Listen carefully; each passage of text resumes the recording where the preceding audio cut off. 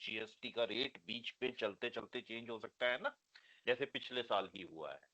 सितंबर last year, सितंबर 2025 में GST के rates change हुए हैं। तो रिजल्टेंटली ये बहुत इंपॉर्टेंट टॉपिक हो जाता है हमारे लिए। अब जो पेपर आना है इसमें ये पहली बार ऐसा क्वेश्चन आ सकता है, ये सितंबर अक्टूबर का चेंज है लास्ट ईयर का। तो जब चेंज होता है तो कैसे कैसे सिनेरियो बन सकते हैं, उन सिनेरियोज को एक्ट में कैसे कैसे डिफाइन किया गया है, वो चीज हमने समझनी है। तो एक तो जो एक्ट में डिफाइन किया हुआ है वो समझ लेते हैं, उसके बाद अगर हमें लगता है कि यार थोड़ा कॉम्प्लिकेट हो गया ये, तो हर चीज का एक थंब रूल बनता है, इसका भी एक थंब रूल बना लेंगे हम, तो चीजें आसान हो जाएंगी हमारे लिए। तो पहले एक्ट क्या कह रहा है वो एक बार समझना बड़ा जरूरी है बच्चे, वो ध्यान देते हैं। तो एक्चुअली ये चेंज इन टैक्स रेट जो है ये डिफाइंड है अंडर सेक्शन 14। सेक्शंस याद नहीं करने हैं, दिमाग मत लगाना इन नंबर्स को याद करने में। ये नंबर्स वंबर्स तब याद करना जब प्रैक्टिस में चले जाओगे या जब जॉब में आ जाओगे, अपने बॉस को इम्प्रेस करना होगा, तब ये नंबर्स याद करने हैं। इससे पहले इनको याद करने की जरूरत नहीं है कि ये सेक्शन 14 क्या कहता है। बट हाँ, चेंज इन टैक्स रेट का प्रोविजन क्या कहता है, इसका जो है मतलब डिटेल्स क्या है वो याद रखनी है। तो चेंज इन टैक्स रेट जो है, which says is means section 14 of the CGST Act deals with how to determine the time of supply when there is change in the tax rate। तो हमारा टाइम ऑफ सप्लाई जो है, time of supply पे क्या चीज dependent है, time of supply पे dependent है कि हमको जीएसटी जो है वो किस दिन एप्लीकेबल हो गया। जीएसटी जिस दिन एप्लीकेबल हो गया उस दिन रेट ऑफ टैक्स कौन सा था, नया था पुराना था। अगर जीएसटी जो है वो मान लीजिए मीन्स आपका चेंज ऑफ टैक्स जो है वो है हुआ 1 अगस्त से 31 जुलाई तक, जो है वो एक पुराना टैक्स रेट था। 1 जुलाई से 31 जुलाई तक पुराना टैक्स रेट था, और 1 अगस्त से जो है वो नया टैक्स रेट एप्लीकेबल हो रहा है। तो अब जो है वो टाइम ऑफ सप्लाई अगर 31 जुलाई होगी तो पुराना टैक्स रेट लगेगा, अगर टाइम ऑफ सप्लाई 1 अगस्त होगी तो नया टैक्स रेट लगेगा। और अभी हम पिछली क्लास में पढ़कर आ रहे हैं कि कई बारी 31 जुलाई और 1 अगस्त में बड़ा मुश्किल है फाइंड आउट करना, वो अभी तक कैसे किया जाता है वो हमने डिटरमिन किया है कि 31 अगस्त को जो है हमने इनवॉइस बना दी थी, और 1 अगस्त को जो है वो गुड्स सप्लाई किए हैं। तो आपका date of time of supply कौन सा होता है बच्चे? अगर 31 जुलाई को हमने इनवॉइस बना दी और गुड्स जो है वो 1 अगस्त को जो है वो सप्लाई की है, तो what is the time of 1 August supply? 1 अगस्त। पक्का? Yes sir. कॉन्फिडेंट हो? Yes sir. किस प्रोविजन के हिसाब से बताया आपने ये? अगर हमने इनवॉइस 31 जुलाई को बना दी थी और गुड्स जो मूव किए हैं वो 1 अगस्त को मूव किए हैं। सर 31 जुलाई। 30 दिन सर सप्लाई होगी। सर 31 जुलाई। 31 जुलाई, 31 जुलाई पक्का है? Yes sir. Yes sir. तो वोट आ गए भाई 31 जुलाई के। और आप जो मुझे पहले जो शख्स थे शिवम अरोड़ा जी, आपने कहा था कि 1 अगस्त। अब शिवम ठीक है या शुभम ठीक है? मुझे क्या लेना देना, कोई भी ठीक हो सकता है। हम वापस से रेफरेंस पढ़ लेते हैं, हमारे लिए याद हो जाएगा। ठीक है ना? ठीक है ना शिवम? Yes sir. तो एक बार मैं वापस ले चलता हूं आपको दुनिया में। जहां डाउट हो उसको निवारण जो हमने करना है वो सीधा सीधा इसी तरीके से करना है, हमारे पास और कोई तरीका नहीं है। जरा सा भी आलस नहीं करना, अपने ऊपर विश्वास कम रखना है, किताब पे विश्वास ज्यादा रखना है, धीरे धीरे अपने पे विश्वास बढ़ाना है, फिर वो बढ़ता चला जाएगा। तो time of supply of goods forward charge rule क्या कह रहा है, ये स्लाइड आ गई हमारी। The date of the time of supply is the point which, ये वाला है, द डेट ऑफ इनवॉइस और it's due date according to section 12 subsection 2, the time of supply of goods shall be the earliest of the following two dates। इनकी earliest है जो, वो कौन सी हो गई?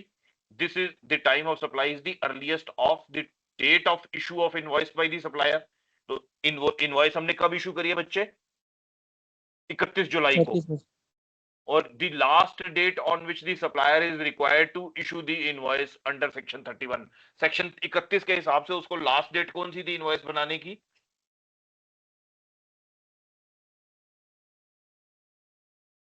ये वाली कौन सी एक इनवॉइस अगस्त। डेट? हाँ जी, सर 1 1 अगस्त अगस्त। 1 अगस्त क्यों थी? सर जिस दिन रिमूवल ऑफ गुड्स होती है तभी लास्ट डेट हटती है। बस जिस दिन रिमूवल ऑफ गुड्स होती है वही लास्ट डेट हो सकती है, उसके बाद आपको जो है इनवॉइस जो आप बनाते हो वो इनवॉइस आपकी वैलिड इनवॉइस नहीं होती है। अब इन दोनों में से अर्लीस्ट डेट 31 जुलाई अर्लीस्ट है या 1 अगस्त अर्लीस्ट है? सर 31 31 जुलाई। 31 जुलाई जुलाई, अर्लीस्ट है। तो आपकी 31 जुलाई जो है दैट इज द डेट। जो सवाल था जो मैंने पूछा था उसका आंसर जो है वो 31 जुलाई बनेगा, 1 अगस्त नहीं बनेगा। आई hope it is clear. Yes sir. Yes ठीक है सर। ना? तो बहुत अच्छा सवाल था, उसका बहुत अच्छा जवाब था, चाहे गलत था या सही था, उसने हमको जो है एक बार फिर से याद करवा दिया कि आपकी जो डेट अर्लीस्ट डेट है इशू ऑफ इनवॉइस या फिर मतलब दूसरी वाली डेट कौन सी हो सकती है आपकी? बेसिकली सप्लाई, जिस दिन आपने सप्लाई करी।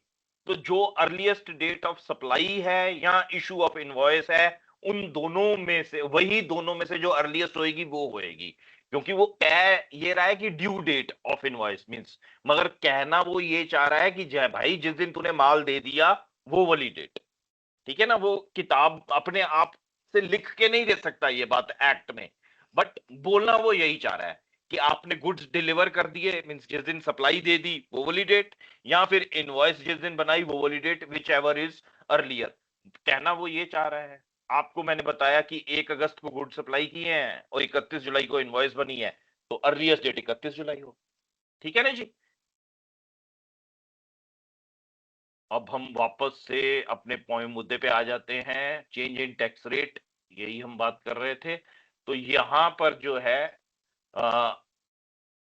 How to determine the time of supply when there is a change in tax rate. अब यहां पर जब 31 जुलाई और 1 अगस्त के बीच में अगर टैक्स रेट चेंज हो रहा हो तो खाली जो है अपने को यही दिक्कत नहीं आएगी कि टैक्स जो है वो जुलाई के महीने का बना या अगस्त के महीने का बना, क्योंकि जुलाई का टैक्स जो है वो 25 अगस्त को जमा करा देना है सरकार के पास, और अगस्त का टैक्स जो है वो 25 सितंबर को जमा कराना है। हम सब जो हैं जब टैक्स पढ़ रहे हैं तो साथ में हम एक बनिया बुद्धि भी अपने अंदर डेवलप कर रहे हैं, means we are turning out to be the money managers also. आप सब अकाउंट्स फाइनेंस पढ़ने जा रहे हो साथ में, तो फाइनेंस में एक महीने अगर आप पैसे किसी को लेट देने बनते हैं तो आपने वो एक महीने का ब्याज बचा लिया। तो इट इज ऑलवेज गुड कि आप जो है एक महीना पेमेंट अपनी डेफर कर सके। ये हमेशा बांध के रखना गांठ अपने दिमाग में, दैट इज मनी मैनेजमेंट। पैसे आज देने बेटर हैं या पैसे एक महीने बाद देने बेटर है? ऑलवेज एक महीने बाद देने बेटर माने जाएंगे। तो बट यहां पर जो है क्रक्स जो है वो कुछ और भी निकल के आना है। हो सकता है जुलाई का जो टैक्स रेट है वो हायर हो और अगस्त में टैक्स रेट कम हो रहा हो। तो अब जो आपका कंसेप्ट जो बनेगा वो ये बनेगा कि यार कोशिश करो कि सप्लाई जो है आप जुलाई में ना दिखा के अगस्त में ही दिखाओ। अब वो कैसे दिखा सकते हैं उसके लिए आपको रूल्स एंड रेगुलेशंस बड़े क्लियर होने चाहिए। यहाँ 3 की इवेंट्स हैं दैट आर इंपॉर्टेंट जिसको हमने कंसिडर करना है। पहला की इवेंट क्या है? ये 3 इवेंट्स लिखे हुए हैं बच्चे। पहला की इवेंट है date of supply, the date on which the goods are removed और मेड अवेलेबल और the services are completed. Means जिस दिन डेट, वो डेट जिस दिन गुड्स जो हैं रिमूव कर दिए आपने अपने वेयर हाउस से निकाल दिए या आपने मेड अवेलेबल कर दिए, you made them available to the person जो रिसिपिएंट था कि भाई ये सामान पड़ा है तेरे पास, अब तू जान तेरा काम जाने। और तीसरा क्या है? जिस दिन आपने सर्विसेज कंप्लीट कर दी। तो ये जो है ये आपकी जो है बेसिकली आपने गुड्स जो है वो सप्लाई कर दिए, ये डेट ऑफ सप्लाई हो गई। दूसरी जो है डेट ऑफ इनवॉइस, जिस दिन आपने जो है डेट, जिस दिन आपने सप्लायर की जो इनवॉइस है मींस आप सप्लायर है, आपने इनवॉइस जो है वो इशू कर दी। तो that is going to be the second date. Third date जो है that is important here even in case of goods. यहाँ ये डेट भी कंसिडर करनी है बच्चे हमने. That is the date of payment, the date the payment is entered in the supplier's books of accounts or credited to their bank account whichever is earlier. Means अगर supplier को payment receive हो गई from the recipient of goods ने supplier को payment करनी होती है ना, तो वो गुड्स की पेमेंट जो है वो आपने अपनी बुक्स में एंटर कर दी सप्लायर ने, या सप्लायर ने अपनी बुक्स में एंटर नहीं करी मगर उसकी बैंक अकाउंट में वो पेमेंट रिफ्लेक्ट हो गई. जब आप चेक से पेमेंट लेते हो सप्लायर से तो आप क्या एंट्री करते हो अपनी बुक्स ऑफ अकाउंट्स में?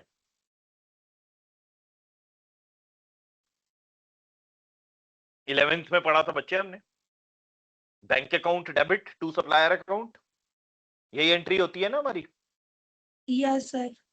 और आपने वो एंट्री जो है अगर करने भूल गए मगर चेक जो है वो बैंक में जमा करा दिया, तो आपका बैंक तो फिर भी क्रेडिट दिखाएगा ही दिखाएगा, जो आपको बाद में पता चल जाएगा जब बैंक रिकंसिलिएशन स्टेटमेंट बना रहे होगे कि यार ये वाला चेक जो था उसको मैं अपनी बुक्स में एंटर करना मिस कर गया था, उस टाइम आप एंट्री कर लोगे अपनी बुक्स में.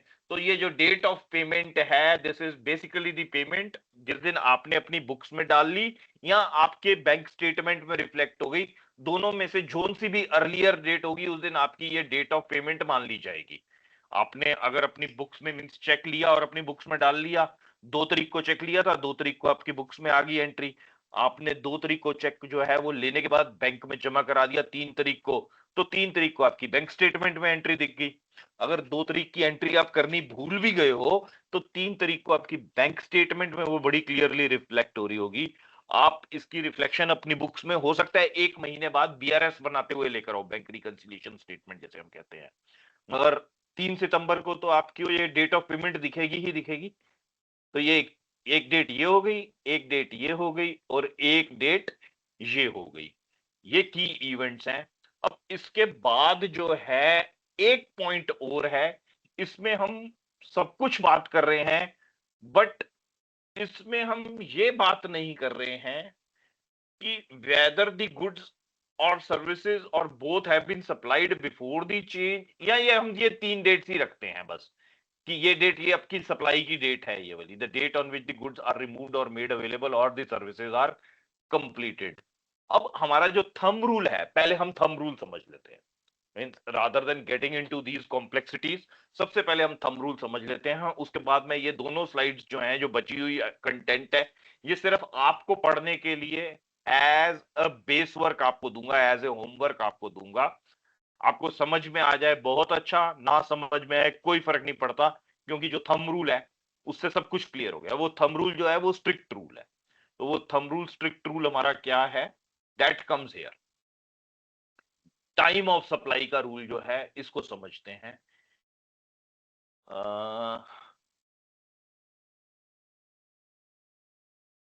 देयर आर 3 इवेंट्स, यहां से पढ़ते हैं. There are 3 events with supply, issuance of invoice और रिसीट ऑफ पेमेंट. यही 3 रूल्स, यही 3 डेट्स, यही 3 इवेंट्स पढ़ी ना बच्चे हमने.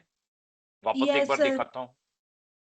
Date of supply, date of invoice और डेट ऑफ पेमेंट. ये आपकी date of supply, date of invoice और डेट ऑफ पेमेंट. ठीक है ना, यही 3 चीजें पढ़ी हैं हमने. अब नेक्स्ट लाइन मोटा मोटी हम पढ़ते हैं. Out of these 3 events at least 2 events occur after the change of rate of tax, that is new rate. On the other hand, any 2 events occur before the change of rate of tax, then it is old rate.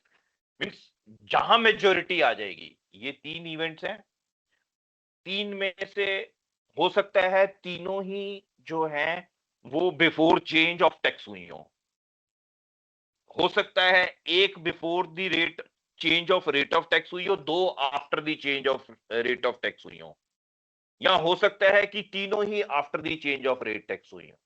तो जहां 2 जो हैं, 2 या 3 events जहां पर इकट्ठी हो रही होंगी, that is going to basically decide कि ये बिफोर है, means time of supply before है the rate of change of before the change of rate of tax, या it is after the change of rate of tax.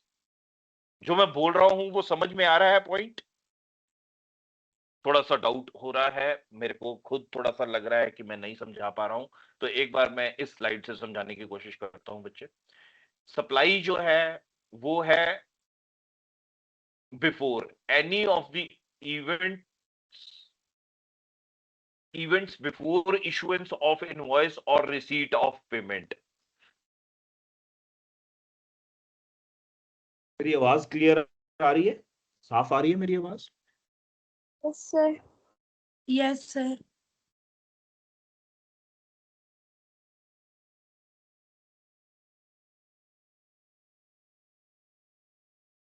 हमारी जो 3 events हैं वो कौन कौन सी हैं? एक तो है आपकी इशू ऑफ इनवॉइस, एक है सप्लाई और तीसरी है पेमेंट।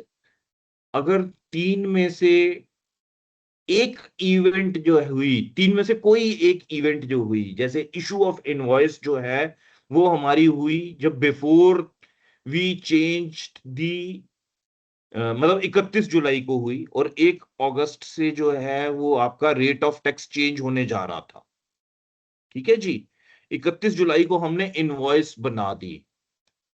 अब आपकी 31 अगस्त को जो है वो हुई सप्लाई ऑफ, मींस सप्लाई जो है वो अवेलेबल कराई आपने कि ये लो जी it's ready to basically move now. 1 अगस्त को हुआ, 31 जुलाई को आपने इनवॉइस बना दी, 1 अगस्त को जो है वो आपने सप्लाई मुहैया कराई कि this is now ready to leave my place. Supplier का रास्ता जो है वेयर हाउस छोड़ने के लिए वो 1 अगस्त को तैयार हुआ है सामान। और दूसरी तरफ जो है वो पेमेंट जो है वो भी 1 अगस्त के बाद ही आई। मान लीजिए 31 अगस्त को आई या 15 अगस्त को आई, किसी भी दिन आई। तो 2 इवेंट्स जो आपकी हुई हैं वो after the change of rate of tax हुई हैं। 3 इवेंट्स होनी थी, पहली इवेंट इनवॉइस बनाना था, बाकी की 2 इवेंट्स जो हैं वो हुई न्यू टैक्स रिजीम में। पहली इवेंट हो गई थी ओल्ड टैक्स रिजीम में। तो जो इनवॉइस चाहे आपने किसी भी टैक्स के हिसाब से बनाई हो, आपके ऊपर जो टैक्स एप्लीकेबल होगा वो नया टैक्स एप्लीकेबल होगा, क्योंकि आपकी 2 इवेंट जो हैं वो न्यू टैक्स रिजीम में हो रही है। आपने इनवॉइस बनाई 31 जुलाई को, 31 जुलाई को ही आपने जो है गुड्स जो है वो सप्लाई करने के लिए अपने वेयर हाउस से निकाल दिए। मींस सप्लाई भी 31 जुलाई को हो गई और इनवॉइस भी 31 जुलाई को बन गई। पेमेंट आपकी अगस्त में किसी दिन आई है। अब दूसरी तरफ जो है न्यू टैक्स रिजीम के अंदर जो है वो 1 इवेंट हो रही है, 2 इवेंट्स जो हैं वो आपकी ओल्ड टैक्स रिजीम में हो रही है। तो यहां पर इस केस में ओल्ड टैक्स रिजीम जो है that will be applicable. Is this point clear? Means जिस तरफ जो है मेजोरिटी होगी इन 3 इवेंट्स में से 2 इवेंट्स की, it can be 2 events majority और it can be 3 events majority. जहां मेजोरिटी होगी that will be the tax regime which will be applicable, old और न्यू। ठीक है जी, is this point clear? Yes, sir. Yes, sir. Absolutely clear, कोई doubt नहीं इस पॉइंट में? No, sir. No. Yes, तो किसी को भी कोई किसी तरह का डाउट बच्चे? Anybody, any kind of no, doubt? sir. Means it's a No, number sir. Of events, और नंबर ऑफ इवेंट्स जो है वो 3 है हमारी। हाँ जी बोलो जी। सर अगर जैसे हमने इनवॉइस बिफोर चेंज रेट बनाया तो हाँ अगर पेमेंट भी और सप्लाई दोनों बाद में की हैं तो फिर इनवॉइस में तो पुरानी जीएसटी बोलेगी सर। हाँ बोलेगी पुरानी, मगर आपका जो है वहां पर आपका वो नया एप्लीकेबिलिटी आनी है। You have to change that actually, वो आप चेंज कर सकते हो। Okay sir. वो आपको जो है, क्योंकि आपका जो मींस अब दोनों ही केसेस में देखो, अगर रेट चेंज हो रहा है, रेट अगर घट रहा है, रेट कम हो रहा है, तो आपका कस्टमर जो है वही जो है वो गुड्स उठाने से मना कर देगा कि भाई मैं 31 जुलाई वाली इनवॉइस का सामान आज 1 अगस्त को क्यों लूं तेरे से हायर टैक्स रेट देके। तो आप इमीडिएटली जो है उसको उसका क्रेडिट दोगे कि भाई ये इसका क्रेडिट नोट बनता है, ले ले, या आप इनवॉइस का जो रेट जीएसटी का रेट है वो चेंज करो। तो आप क्रेडिट नोट इशू करोगे इस केस में। क्रेडिट नोट्स क्या होते हैं, we will come on to that. ठीक है जी, इसके ऊपर डिस्कशन अब हम बाद में करेंगे। That was a very good question Shubham, क्योंकि इनवॉइस पे तो छप गया आपका 31 जुलाई का रेट ऑफ टैक्स, और अगर ये रेट कम है तो प्रॉब्लम में फंस जाएगा। मतलब सप्लायर का वो माल उठेगा ही क्यों, सप्लायर का वो माल जो है, जो बायर है वो लेगा ही नहीं। तो यहां पर जो है सप्लायर जो है इसका क्रेडिट नोट इशू करेगा। क्रेडिट नोट क्या होता है, इसको एक क्रेडिट नोट आगे क्वेश्चन मार्क लिख के आगे के लिए डिस्कशन के लिए रख लो। शायद आज की क्लास में वो कवर नहीं होगा, but most probably we can cover that tomorrow, कल की क्लास में उसे हम कवर करेंगे। ठीक है जी। ठीक है सर। अब ओके सर। उल्टा केस एक कॉरोनरी, इसकी जो कॉरोलरी है वो सोच लो क्या होगी। इसकी कॉरोलरी ये हो सकती है कि जीएसटी रेट बढ़ भी तो सकता है। तो जीएसटी रेट अगर बढ़ रहा होगा तो अगर 31 जुलाई को इनवॉइस बना दी है तो customer will be more than happy to take it कि हाँ जी दे दो जी, बढ़े हुए मतलब तो कल से तो रेट बढ़ रहा है। तो यहां पर जो है 31 जुलाई को ही यहाँ तो सप्लायर जो है वो वेयर हाउस ट्रांसपोर्टर में बुक करा देगा कि ये लो जी बिल्टी बन गई 31 जुलाई की। तो 31 जुलाई की बिल्टी बन गई, अगर ट्रांसपोर्टर को बुक हो गए तो एविडेंस बन गया कि गुड्स हैव बीन सप्लाइड। वो पहुंचे जो रिसिपिएंट के पास है किसी भी दिन पहुंचे, मगर वो सप्लाई दिखा देगा। अगर वो सप्लाई नहीं कर पाया, 1 अगस्त को ही सप्लाई कर पाता है वो किसी सिनेरियो में, तो नया बढ़ा हुआ टैक्स रेट लगना है। तो इस केस में सप्लायर जो है वो अपनी पूरी ताकत लगा देगा। लास्ट में फिर वो दिखाएगा, यहां पर हमको एक पॉइंट हमने पढ़ा ना साथ में, यहां पर वो जो है इस पॉइंट का फायदा उठाएगा। यहां जो एक पॉइंट लिखा हुआ था that was the date of supply कौन सी मानी जाती है। What is the date of supply? The date on which the goods are removed और मेड अवेलेबल। तो वहां पर दिखाया जाएगा कि सप्लायर जो है उस रिसिपिएंट जो है वो सप्लायर की प्रेमिसेस में आ गया था और उसने जो है वहां से गुड्स अपनी कस्टडी में ले लिए। उसके बाद बुकिंग जो है वो रिसिपिएंट है उसने अपने आप कराई।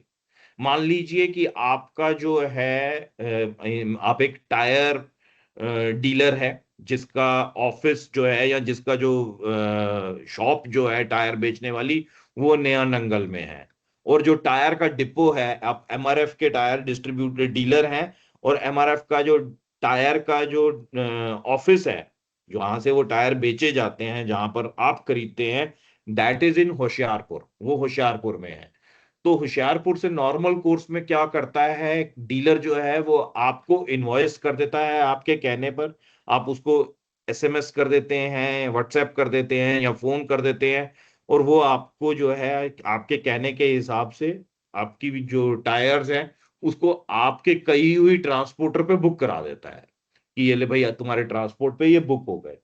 अब आपको इनवॉइस हुए बच्चे 31 जुलाई को, 31 जुलाई को पता चला कि रात को 8 बजे बुक हुए, 8 बजे सारे ट्रांसपोर्ट ऑफिस बंद हो चुके हैं।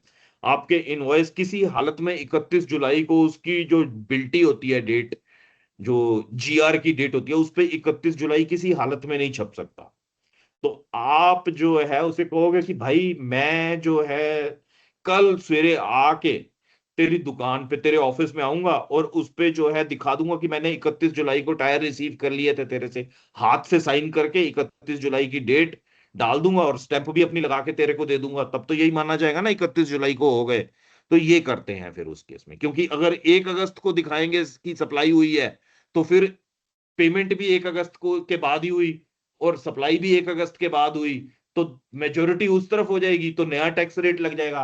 अगर नया टैक्स रेट कम हो रहा है, मीन्स पुराना टैक्स रेट हाई है, नया टैक्स रेट कम हो रहा है, तो दोनों जो है वो उस तरफ चले जाएंगे। जो रिसिपिएंट है he will be more than happy कि हाँ जी कल की डेट में दिखा दियो, तू मेरे को डिलीवर हो गया। बट अगर टैक्स रेट कम हो रहा है तो रिसिपिएंट कभी नहीं मानेगा, कहेगा तू इनवॉइस ही मत कर यार, मेरे को इनवॉइस तू 1 अगस्त को करियो, किसने कहा तू 31 जुलाई को इनवॉइस कर। क्योंकि अब जो है सेलर है उसने अपने 31 जुलाई के भी कंपनी के टारगेट मीट करने हैं, इसलिए वो 31 जुलाई को इनवॉइस दिखाएगा और 1 अगस्त को ना दिखा के 31 जुलाई को ही डिस्पैच भी दिखा देगा, क्योंकि अगले दिन से तो जीएसटी के टैक्स के रेट बढ़ जाने हैं। तो वो 31 जुलाई को जो है वो टैक्स रेट दिखा बढ़ा हुआ दिखा कम कम वाले में ही डिस्पैच दिखा देगा कि हाँ जी हो गया जी डिस्पैच, दोनों चीजें इस तरफ हो गई और माल की डिलीवरी हो गई।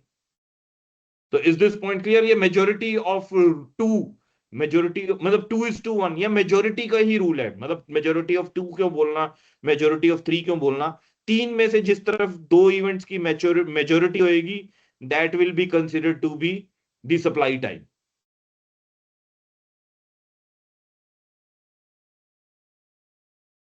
It's clear? Yes, sir. Any other question? Sir एक कल डी पॉइंट ਸੀ ਜੀ ਉਹ ਕਰਵਾਤਾ ਤੁਸੀਂ? हाँ जी, डी पॉइंट जो था कल वाला, दैट इज लाइक कि अगर आपको जो है अनरजिस्टर्ड डीलर से खरीद रहे हो जब आप माल, तो कई बार अनरजिस्टर्ड डीलर्स आपको इनवॉइस देते ही नहीं है। यहाँ फॉरेन से जब आपको इनवॉइस आती है, वो भी अनरजिस्टर्ड डीलर ही होता है, जब फॉरेन से भी इनवॉइस आती है तो that at times is not considered as invoice in India, वो इंडियन इनवॉइस है ही नहीं है। उस पॉइंट ऑफ टाइम पे आपको अपनी इनवॉइस रेज करनी होती है, और उस इनवॉइस के रेज करने के अंदर अंदर जो 30 डेज हैं, that is considered to be your supply of services, वो सप्लाई ऑफ सर्विसेज मान ली जाती है। So that the point was very valid point. जो मैं नोट्स देता हूं दूंगा आपको, उसमें एक स्लाइड में वो डी पॉइंट की अलग से बना के दूं।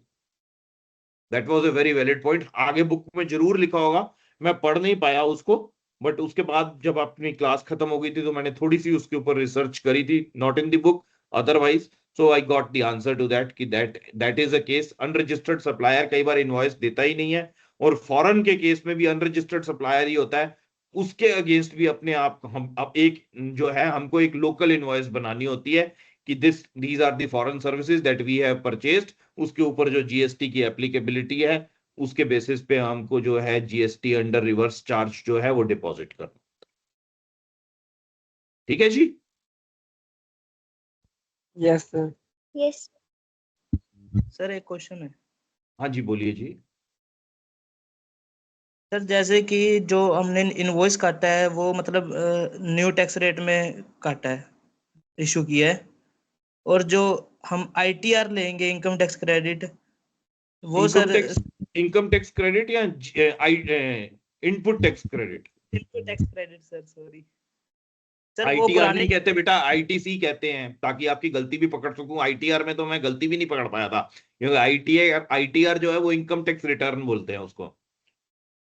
Yes sir. Input tax credit is ITC. Sir वो पुराने टैक्स रेट से मिलेगा या न्यू टैक्स रेट से? जितना बेटा आपने दिया हुआ है वो उस हिसाब से मिलेगा, वो आपने कैश में जमा कराया हुआ है टैक्स जो है, उसमें रेट नहीं कंसिडर करते हैं। जितना पैसा आपके पास क्रेडिट में पड़ा हुआ है, जब आपने टैक्स दिया तो आपने कैश खर्चा हुआ है, वो उतना कैश क्रेडिट मिलेगा। आपने 12% के हिसाब से दिया, तो मान लीजिए 1 लाख रुपए के ऊपर आपने 12,000 रुपए दिए हैं, तो 12,000 रुपए का इनपुट टैक्स क्रेडिट मिलना है आपको। परसेंटेज से उसका कोई लेना देना नहीं। Okay sir, thank you. ठीक है ना? आपके पास एब्सोल्यूट वैल्यू पड़ी हुई है कि इनपुट टैक्स क्रेडिट कितना दिया है, कितना टैक्स जा चुका है। बचा हुआ टैक्स जो आप अपने कस्टमर से रिकवर करोगे, वो टैक्स आपने जमा कराना है। Okay sir. ठीक है ना? मतलब logically good that these questions come to your mind. ये सवाल आपके पास आ रहे हैं आपके दिमाग में, दैट मीन्स कि आप इन बारे में सोच रहे हो, और धीरे धीरे आपको इनके जवाब मिल रहे हैं। मेरे से पूछ लिया, डायरेक्ट जवाब मिल गया। अगर मेरे से आप नहीं पूछते हो, खुद 2-4 सवाल करोगे, अपने आप ये निकल के आ जाएंगे। But it is good that you accelerate. क्योंकि एक्सेलरेट क्यों करना है? क्योंकि अब पेपर में खाली जो है वो सितंबर, अक्टूबर, नवंबर 3 और एक मान लो कि 3.5 महीने बचे हैं बस। दैट्स द रीजन कि you have to accelerate. So every question that comes to your mind, अगर आप उस पर अपनी रिसर्च नहीं कर पाते हैं, जैसे क्वेश्चन जो है आपके दिमाग में 3 बजे आया, और 3 बजे से लेके 6 बजे तक आप कहीं पढ़ाई में फंसे हुए हैं, तो 6 बजे अगर मेरे साथ क्लास है तो इट्स गुड ना, मेरे साथ है या किसी भी टीचर के साथ क्लास है, उससे सवाल पूछो, इमीडिएट इंस्टेंट आंसर लो। किस लिए जो है अपना दिमाग लगाना, किस लिए जो है इधर उधर से ढूंढना? when you are having a direct source of information, use it. Very good.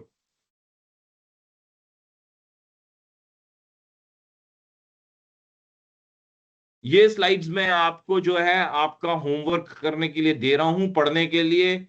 इनको अपने दिमाग में अच्छे से समझने की कोशिश करनी है। जितना ज्यादा समझ पाओगे उतना ज्यादा एब्जॉर्ब कर पाओगे। और कोई अगर कहे कि मतलब नहीं फिर भी समझ में आया, तो फिर ये तो है ही है, ये तो सबको बांटा है भगवान ने। ये तो जो है बेसिकली वो दे दिया कि ले भाई, पहली 2 नहीं समझ में आई, ये तीसरी जो है ये हाथी का पांव है, इसके पांव में सबका पांव। ठीक है जी? सिंपल सा है, इसकी एक इलस्ट्रेशन भी बनी हुई है।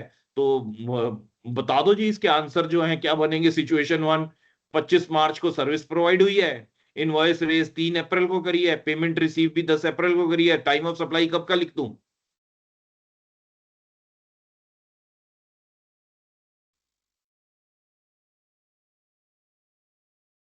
25 मार्च सर।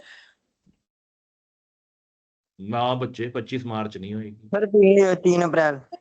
फिर तो ना 3 ना अप्रैल। अप्रैल हो गई, बस खत्म बात हो गई। आपके लिए 3 अप्रैल आपको डालने की जरूरत ही नहीं है सीधे। या इस टाइम तो जो है वैसे 3 अप्रैल होगी, you are very right, but it is April, time of supply is April and definitely yes it is 3 अप्रैल।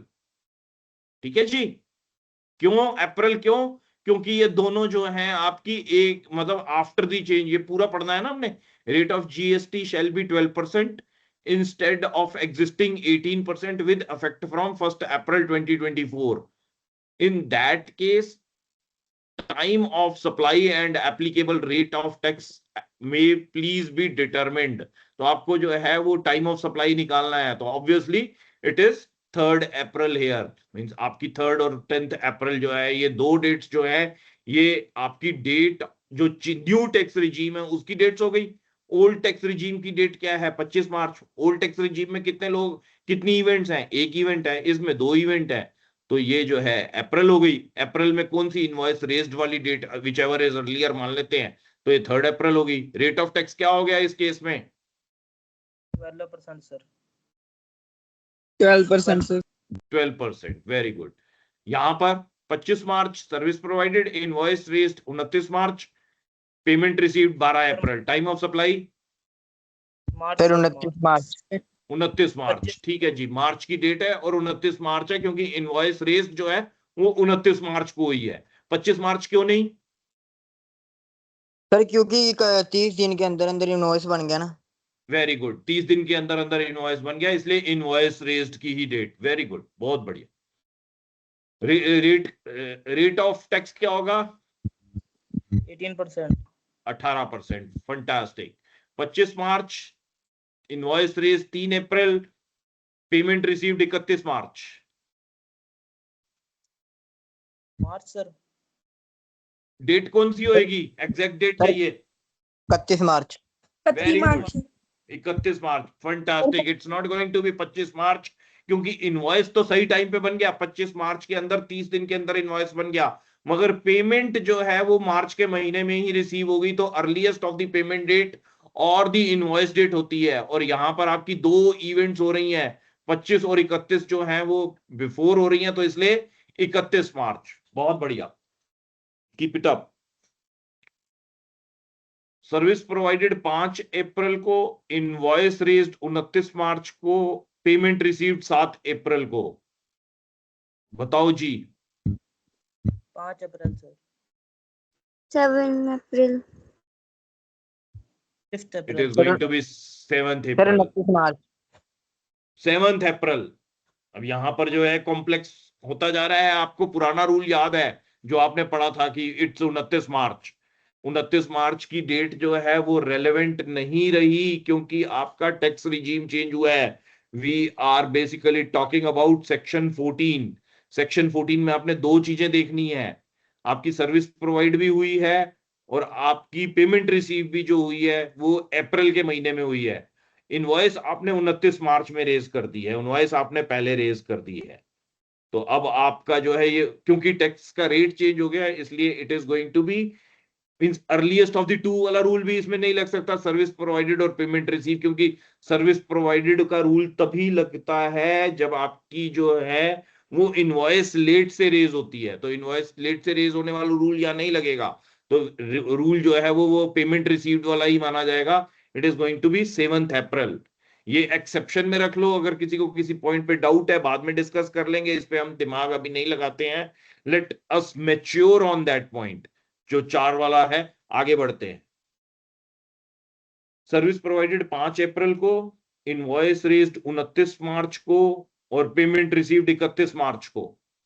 अब बताओ बच्चे। 31 मार्च। 31 मार्च।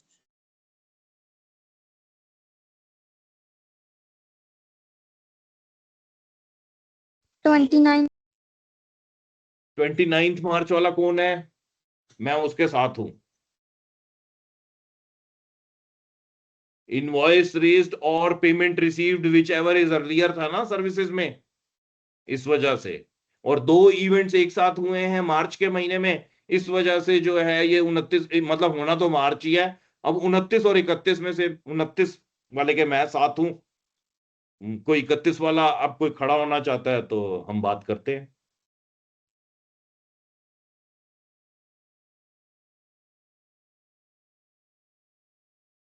The last one is 5th April, 7th April, 31st March.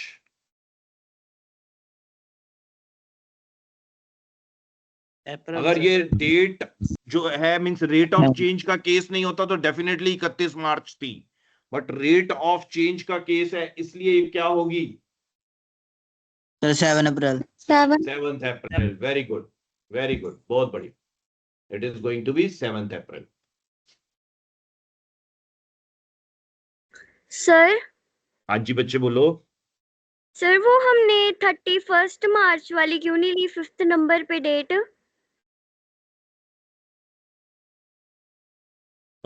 Invoice raised वाली लेंगे ना, which ever is earlier, इसलिए invoice raised और okay. Payment received which ever is earlier, okay sir. इस वजह से। मीन्स एक तो हमने सेक्शन 14 का रूल याद करा अभी जो कर रहा है, एक हमने पुराना रूल बिल्कुल भूल नहीं जाना, वो भी याद रखना है। Okay sir, thank you. Welcome बच्चे। अब टाइम ऑफ सप्लाई हमने कंसोलिडेट करना है, बुक पढ़ के अच्छी तरह से ध्यान रखना है। मान के चलो कि मैंने अगर हफ्ता आपकी आगे क्लास नहीं लेनी है, मगर आपने हफ्ता जो है वो इनडायरेक्ट टैक्स को ऐसा नहीं करना कि पढ़ना ही नहीं है, आपने पढ़ना है, हर हाल में पढ़ना है। ध्यान रखना, अपना जितना अभी तक हमने कवर करा है वो सारा अपनी बुक से पढ़ना है, क्योंकि अगले हफ्ते आने के बाद मीन्स एक हफ्ते की जो छुट्टी होनी है उसके आने के बाद मैंने टेस्ट सीरीज शुरू कर देनी है, मैंने पेपर लेने हैं आपके। आपने आने के बाद मेरे प्रेजेंटेशंस भी बनानी है। मैं जैसे उस दिन बात हुई थी, एक तो अमनदीप थी, दूसरे कौन बच्चा था जो कह रहा था प्रेजेंटेशन के ऊपर काम करेगा? Is she available in the class today, he or she?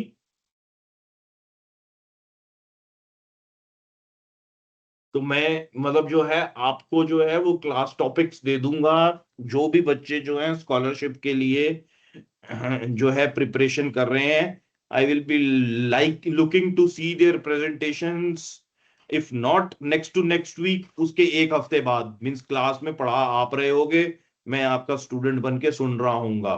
तो आज हम अब नेक्स्ट टॉपिक जो पॉइंट कवर करने जा रहे हैं that is place of supply. Place of supply जो है इसकी रेलेवेंस जो है वो आईजीएसटी एक्ट में ही ज्यादा बनती है, क्योंकि आईजीएसटी एक्ट में ही जो है वो सप्लाई की थोड़ी बहुत कॉम्प्लिकेशंस हमें आएंगी। आज हम जो है बड़े सिंपल स्टेप्स के साथ शुरू करेंगे सप्लाई, इसको थोड़ा सा कल जो है हम और डेवलप करेंगे प्लेस ऑफ सप्लाई को। आज we will start with very elementary examples, very elementary situations की सप्लाई, प्लेस ऑफ सप्लाई क्या है। ठीक है जी। तो हमारा जो section 7 subsection 1 of IGST act है, that treats the supply of goods as an interstate supply if the location of the supplier and the place of supply are in two different states. Means supplier एक तरफ एक state में बैठा हुआ है और place of supply जो है वो दूसरी स्टेट में है। प्लेस ऑफ सप्लाई कौन सा प्लेस माना जाता है? जहां पे गुड्स आपने डिलीवर कर दिए हैं, that is considered as place of supply. Means आपने पंजाब में बैठ के नंगल में बैठ के आपने गुड्स जो हैं वो ऊना में पहुंचा दिए, तो आपका जो प्लेस ऑफ सप्लाई है वो ऊना माना जाएगा। ऊना मीन्स हिमाचल प्रदेश माना जाएगा। हम स्टेट को कंसिडर करेंगे, हमें टाउन से सिटी से कोई ज्यादा कंसर्न नहीं है, क्योंकि ऊना में भी वही जीएसटी टैक्स देना पड़ेगा हमको जो हम मंडी में देंगे। मीन्स हमें कोई फर्क नहीं पड़ता कि ऊना है या मंडी है, ऊना भी हिमाचल, मंडी भी हिमाचल। ठीक है जी। तो 2 different states, 2 different union territories, या फिर एक स्टेट है एक यूनियन टेरिटरी है। मींस सप्लायर एक जगह पर है और प्लेस ऑफ सप्लाई जो है वो दूसरी जगह पर है। ये चीज हमने दोबारा पहले पढ़ी हुई है, अब इसको हमने सेक्शन 7 सबसेक्शन 1 की डेफिनेशन के रूप में पढ़ लिया है। Additionally, Section 7, subsection 2 specifically states that the supply of goods imported into India until they cross the customer frontiers is also treated as an interstate supply. Means जब हम गुड्स इंपोर्ट करते हैं तो वो भी आपकी इंटरस्टेट सप्लाई ही मानी जाती है, उसके ऊपर भी आईजीएसटी ही लगेगा। ठीक है जी, उसके ऊपर भी आईजीएसटी लगेगा, मगर कब? जब तक वो कस्टम्स का फ्रंटियर नहीं क्रॉस करती। एक बार कस्टम्स का फ्रंटियर क्रॉस हो गया, मींस कस्टम्स का फ्रंटियर क्रॉस होने का मतलब होता है कि जब आपने गुड्स को कस्टम्स का फ्रंटियर क्रॉस करके, इसको हम कहते हैं लैंड मास के गुड्स के साथ मिक्स कर दिया, मींस जो आपने गुड्स जो है मान लीजिए दुबई से इंपोर्ट किए और एक बार वो जो है आपके कस्टम्स बैरियर के पहले आ जाएंगे। जब तक कस्टमर बैरियर के पहले हैं तब तक आप उस पर कोई टैक्स नहीं देते हो। कस्टमर्स बैरियर क्रॉस करने के लिए आप उसके ऊपर सारे टैक्सेस देते हो, कस्टम्स ड्यूटी भी दे देते हो। कस्टम्स ड्यूटी जितने भी रूपों में लगती है, कस्टम्स ड्यूटी एक कस्टम्स ड्यूटी होती है, इसके अलावा उसके ऊपर एक और टैक्स लगता है, उसको हम कहते हैं सोशल सिक्योरिटी टैक्स। ठीक है जी, तो वो सोशल सिक्योरिटी टैक्स भी हम दे देते हैं। फिर वो सोशल सिक्योरिटी टैक्स और फिर जो कस्टम्स ड्यूटी है, इन दोनों अमाउंट्स के ऊपर और जो गुड्स आपने इंपोर्ट किए हैं, इन तीनों अमाउंट्स के ऊपर जोड़ के हम आईजीएसटी भी दे देते हैं। तो वो गुड्स जो हैं, ये सारे टैक्सेस देने के बाद कस्टम्स बैरियर को क्रॉस कर जाते हैं। मींस कस्टम्स बैरियर एक बार क्रॉस हो गए, उसके बाद वो गुड्स जो हैं वो मान लिए जाते हैं कि अब ये हिंदुस्तानी गुड्स हैं। मींस जैसे ही कस्टमर बैरियर क्रॉस हुआ, इंपोर्ट कंप्लीट हो गया, उसके बाद जब भी उन गुड्स को दोबारा बेचा जाएगा, अगर वो गुड्स जैसे बॉम्बे में उतरे हैं तो बॉम्बे से वो दोबारा नासिक में बेचे गए, अगर तो बॉम्बे भी महाराष्ट्र और नासिक भी महाराष्ट्र, तो उसके ऊपर अब आईजीएसटी नहीं लगेगा, उसके ऊपर जो है वो एसजीएसटी सीजीएसटी लगेगा। So that will be basically not an interstate supply, वो इंट्रा स्टेट सप्लाई ही मानी जाएगी। मगर जब वो गुड्स जो हैं दुबई से बंबई आए थे, तब वो जो गुड्स हैं, तब हमने जो टैक्स दिया था, तब उस पे आईजीएसटी दिया था। कस्टम्स बैरियर क्रॉस कराने के लिए वो गुड्स जो हैं वो इंटर स्टेट सप्लाई माने जाते हैं। Is this point clear? Yes sir. Dubai से Yes, बंबई sir. आए, इंटर स्टेट सप्लाई। बंबई से नासिक गए, इंट्रा स्टेट सप्लाई। बंबई से इंदौर गए, इंदौर जो है वो मध्य प्रदेश में आता है, then it is inter state supply. ठीक है जी, this is the point that I want to bring forth in front of you, means आपको ये पॉइंट बताना चाहूं। So when the location of the supplier and the place of the supply are in the same state or union territory, then it will be intrastate supply and CGST oblique SGST would be chargeable or would be applicable.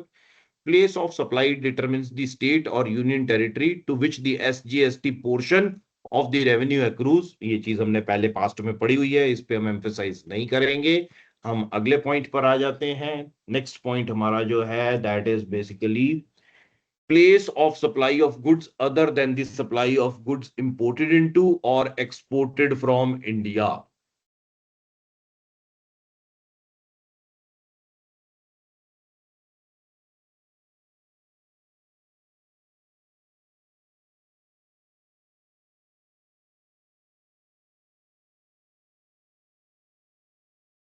तो हम international trade की बात नहीं कर रहे हैं। Place of supply of goods other than the supply of goods imported into और exported from India, यानी कि हम जो है अब डोमेस्टिक ट्रेड की बात कर रहे हैं इस स्लाइड के अंदर। डोमेस्टिक ट्रेड मींस आप हिंदुस्तान से ही हिंदुस्तान के अंदर गुड्स भेज रहे हो, बेच रहे हो। इंपोर्टेड इनटू और एक्सपोर्टेड फ्रॉम इंडिया, इसका मतलब है हम एक्सपोर्ट, इंपोर्ट और साथ में एसईजेड के ट्रेड को भी जो है वो कह रहे हैं कि एक बार साइड में रख दो, हम इनकी भी बात नहीं कर रहे हैं। तो section 10 of the IGST act is crucial for determining the place for supply in domestic transaction, where when both the supplier and recipient are in India, the rules outlined in this section are what help classify a supply as either interstate or intrastate, which then dictates whether IGST or CGST SGST is levied. So supply involving movement of goods, पहला वाला rule आसान है, पढ़ा हुआ है हमने। हमें कोई इसमें दिक्कत नहीं होनी चाहिए। एक बार मैं जस्ट आपके लिए पढ़ देता हूं and it becomes easy for you. एक फोन है बच्चे, मैं सुन के जरा आपको कंटिन्यू करता हूं। Hello, right sir, right. Hmm hmm. ठीक सर, ठीक sir. Sure sure sure sir, sure sir.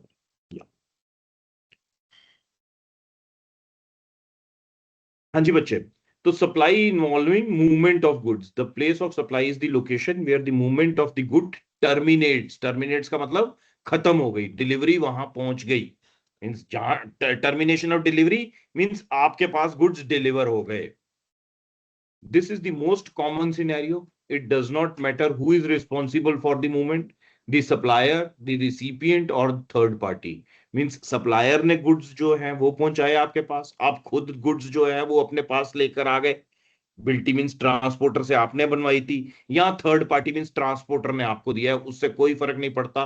The place where the goods finally arrive is the place of supply.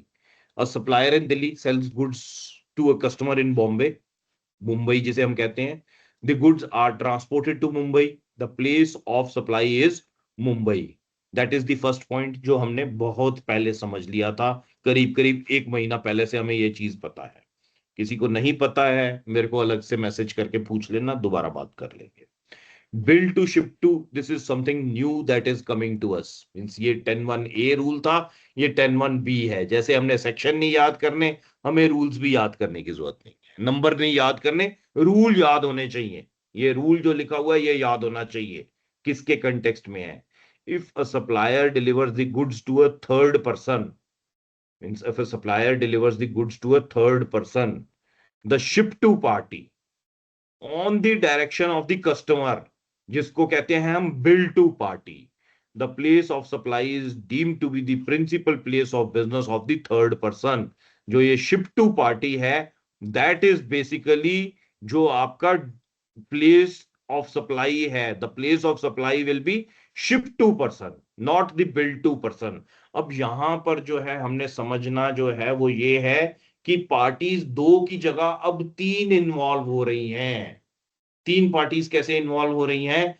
हम बात कर रहे हैं कि मैंने गुड्स बेचे दविंदर को। दविंदर जो है ही इज देयर इन नया नंगल। दविंदर कहाँ रहते हैं बच्चे, आप कौन से शहर में हो? Sir Patiala. Patiala. Davinder sits basically in Patiala. Davinder ने अपना ऑफिस भी पटियाला में बनाया हुआ है। बट दविंदर जो है वो साथ में एक पूरा का पूरा जो बिजनेस है वो रन करते हैं फ्रॉम जम्मू ऑल्सो। उन्होंने साथ में एक जम्मू में पूरा वेयर हाउस बनाया हुआ है। तो देवेंद्र चाहते हैं कि मैं जो खुद जो है that I am having a place there in Mohali. Mohali आपका जो है दैट इज पंजाब। तो मोहाली में मैं जो है वो इनवॉइस कर दूं टू देवेंद्र ऑफ पटियाला, मगर गुड्स जो है वो सप्लाई चाह रहे हैं कि सीधा मैं जो है जम्मू में उनके वेयर हाउस में माल पहुंचा दूं। तो यहां जो है बिल टू जो पर्सन होगा दैट विल बी देवेंद्र। मैं मोहाली से बैठ के बिल करूंगा देवेंद्र पटियाला, और साथ में इनवॉइस पे लिखूंगा means bill to Devendra Patiala, ship to Devendra Jammu. तो गुड्स जो है उनकी डिलीवरी सीधा जम्मू में होगी। जम्मू में गुड्स की डिलीवरी होएगी तो it will be a case of inter state sale. तो मैं देविंदर को बिल करते हुए भी आईजीएसटी लगाऊंगा इनवॉइस के ऊपर, क्योंकि ये इंटर स्टेट सेल है। इसकी जो एक्चुअली टर्मिनेशन है सप्लाई की वो जम्मू में होनी है, दूसरी स्टेट में होनी है, पंजाब में नहीं होनी है। तो hair IGST will come into picture. It will be a case of interstate sale. This is what this bill to ship to transaction is. मैं इनवॉइस मेरे पास आ जाएगी, इनवॉइस पटियाला में ही आ जाएगी, मैं पेमेंट इनको पटियाला से ही कर दूंगा। मतलब देविंदर जो है मुझे पटियाला से ही पेमेंट कर देंगे इन मोहाली। वो सारा जो है वो फाइनेंशियल ट्रांजैक्शन है। मगर जो जीएसटी है, जो IGST है, इस पे ट्रांजैक्शन पे IGST चार्ज होगा, SGST CGST चार्ज ही नहीं होगा। ठीक है जी। तो it's a case of bill to ship to. If supplier deliver goods to a third person, the ship to party, ship to party कौन सी हो गई? Devinder Jammu, on the direction of a customer. The bill to party, bill to is Devinder Patiala. The place of supply is deemed to be the principal place of business of the third person. Third person कौन था? Third person was basically your means this was Jammu, Devinder Jammu. तो third person जो है ये customer जो है ये जम्मू का माना जाएगा. This is a common arrangement in business where a customer orders goods from a supplier and asks them to deliver directly to another location. वो किसी दूसरी लोकेशन पे माल जो है वो डिलीवर करने को कह रहा है. अब जो है कई बारी कोई जरूरी नहीं है कि देवेंद्र जो है वो खाली जम्मू में ही गुड्स डिलीवर करने को कह रहा है. देवेंद्र का अपना ऑफिस एक जो है अपना एक वेयर हाउस जम्मू में है और देवेंद्र ने मेरे से बिजनेस करा. उसने कहा कि यार ये जो है मेरे को जम्मू में दे दो. मैंने जम्मू में दे दिया. अब देवेंद्र को बैठे बैठे एक दिन एक फोन आया फ्रॉम शिमला. शिमला से फोन आया कि भाई साहब एक ये जो आप मशीनरी आपने लगवाई है हमें बड़ी अच्छी लगी, जम्मू में आपने ली थी, हमने आपने लगाई थी, हमको भी ऐसी मशीनरी दिलवा दो यार. तो उसने कहा कि हाँ जी ठीक है दे देंगे कोई दिक्कत नहीं है. तो मेरे से दोबारा से इन्होंने फोन करा कि भाई साहब एक मशीनरी जो है वो मेरे नाम बिल करो आप और उसकी डिलीवरी जो है वो शिमला में करा दो और वो जो डिलीवरी शिमला में होनी है वो देविंदर सिंह के नाम नहीं होनी है. That has to happen basically in the name of Mridul Kumar. ये जो है मृदुल कुमार ऑफ शिमला को भेज दीजिए आप. तो मैं जो अब इनवॉइस बनाऊंगा that will be basically bill to Davinder Singh of Patiala. Ship to will be Mridul Kumar of Shimla. और गुड्स की जो है वो मूवमेंट शुरू हो जाएगी. गुड्स जो है वो अल्टीमेटली शिमला में चले जाएंगे, मृदुल कुमार को चले जाएंगे. Bill to party Davinder, ship to party Mridul. GST कौन सा लगेगा? IGST, SGST, CGST तब लगता अगर गुड्स जो है वो विद इन पंजाब डिलीवर कर रहे होते. क्योंकि मैं तो अभी भी मोहाली में ही बैठा हूं तो मोहाली से मैं पंजाब के किसी भी कोने में माल बेचूं SGST CGST देना है. बट मैंने जैसे ही जो है वो बैरियर क्रॉस करा पंजाब का इमीडिएटली IGST पिक्चर में आ जाएगा. So this is a case of bill to ship to. I hope it is clear. Yes sir. तो ये 10(1)B को मैं कल और कॉम्प्लिकेट करूंगा. अगर इसकी कॉम्प्लिकेशन आज नहीं समझ में आई है raise your question, raise your voice at this point ताकि जो चीज मैं कल पढ़ाऊं वो आपको अच्छी तरह से समझ में आ सके. कल मैं बिल टू शिप टू से शुरू नहीं करूंगा. कल I will straight away move from bill to ship to the next level. मैं आपको ग्राउंड फ्लोर से सीधा फर्स्ट सेकंड थर्ड फ्लोर पे लेके जाऊंगा कल. Okay sir. चलें आगे. Yes sir. Good. Now there are certain other rules. Other rules में अभी तो हमारी ये जो पहले दो रूल्स हमने पढ़े हैं बेटा इन दोनों में सप्लाई हो रही थी. यहाँ पे भी सप्लाई हो रही थी, यहाँ पे भी सप्लाई हो रही थी. बिल टू शिप टू में भी सप्लाई हो रही है. सप्लाई मीन्स गुड्स मूव हो रहे हैं. सप्लाई करने के लिए हम गुड्स को एक जगह से दूसरी जगह पे मूव कर रहे हैं. कई ऐसे केस होंगे जहां सप्लाई जो है होगी but it will be without movement of goods. Means पहले दो केसेस में आपके गुड्स मूव कर रहे थे, अब आपने सप्लाई कर दी और गुड्स मूव ही नहीं हुए. ये कौन सा केस हो सकता है? ये भी अपने आप में एक इंटरेस्टिंग केस निकल के आएगा. The place of supply is the location of the goods. The place of the supply is the location of the goods at the time of their delivery to the recipient. Means आपके goods जो है वो move ही नहीं हुए मगर recipient ने जहां पे वो गुड्स पड़े थे वहीं पे ही खड़े खड़े खरीद लिए और वहीं पे ही रहने दिए. This applies to the goods that are already at a specific location and need not be moved for supply to take place. Means उसको वो सप्लाई कराने के लिए गुड्स की मूवमेंट की जरूरत ही नहीं है. जैसे a person sells a large piece of furniture that is already in their home to a neighbor. The place of supply is the location of the home where the furniture is handed out. मान के चलो means इस अंग्रेजी में तो कुछ और लिखा हुआ है. मैं ये मान लेता हूं कि आपने जो है एक घर खरीदा. आपने एक घर खरीदा और घर में साथ में जो है AC भी लगे हुए थे. AC भी साथ ही में खरीद लिए. तो घर के ऊपर तो GST लगना नहीं है. क्यों नहीं लगना बच्चे घर के ऊपर GST?